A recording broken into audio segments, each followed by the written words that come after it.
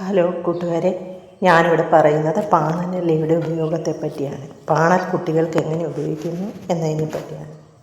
പഴമക്കാർ പറയാറില്ലേ, പാണനില വെച്ചുകൊണ്ട് വേണം കുട്ടികളെ പുറത്തു കൊണ്ടുപോകാനെന്ന്. പിള്ളേർ അത് വെച്ച് കഴിഞ്ഞാൽ കരച്ചിൽ കുറയും, കണ്ണ് കിട്ടില്ല എന്നും മറ്റും അവർ പറയും. എന്നാൽ ഇതിൽ എത്രമാത്രം ശാസ്ത്രീയ സത്യം ഒളിഞ്ഞിരിപ്പുണ്ട് എന്ന് ഞാൻ പറയും. അതായത്, ഈ പാണനിലയിൽ ഒരു മണമുണ്ട്. അത് ഉറുമ്പ്, പ്രാണി, ഈച്ച എന്നിവയ്ക്ക് അത്ര പറ്റിയതല്ല. അവയ്ക്ക് ആ മണം അടിച്ചാൽ അവ കുട്ടികളുടെ അടുത്തേക്ക് വരില്ല. അതാണ് ഇതിൻ്റെ അടിസ്ഥാനം. അപ്പോൾ കാര്യം മനസ്സിലായില്ലേ? ഓക്കെ. അതുപോലെ ഇതിനൊരു കഴിവുണ്ട്. വായുവിൽ കൂടി പകരുന്ന രോഗാണുക്കളെ ചെറുക്കാൻ ഇതിന് കഴിവുണ്ട്. പാണനിലയുടെ സത്ത് കുടിച്ചാൽ കരൾ വീക്കം കുറയും. അറ്റ്മോസ്ഫിയർ സ്റ്റെറിലൈസ് ചെയ്യാൻ ഇതിന് പാണനിലയ്ക്ക് കഴിവുണ്ട്.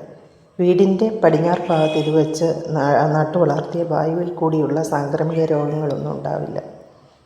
പാണനില, പനിക്കൂർക്കയില, കൃഷ്ണതുളസിയില ഇവ ഇട്ട് തിളപ്പിച്ച വെള്ളത്തിൽ കുട്ടികളെ കുളിപ്പിച്ചാൽ ചുമ, ജലദോഷം എന്നിവയ്ക്ക് ശമനം ഉണ്ടാവും. അപ്പോൾ ഇതൊക്കെയാണ് പാണനിലയുടെ സ്വഭാവം, സവിശേഷതകൾ. ഓക്കെ.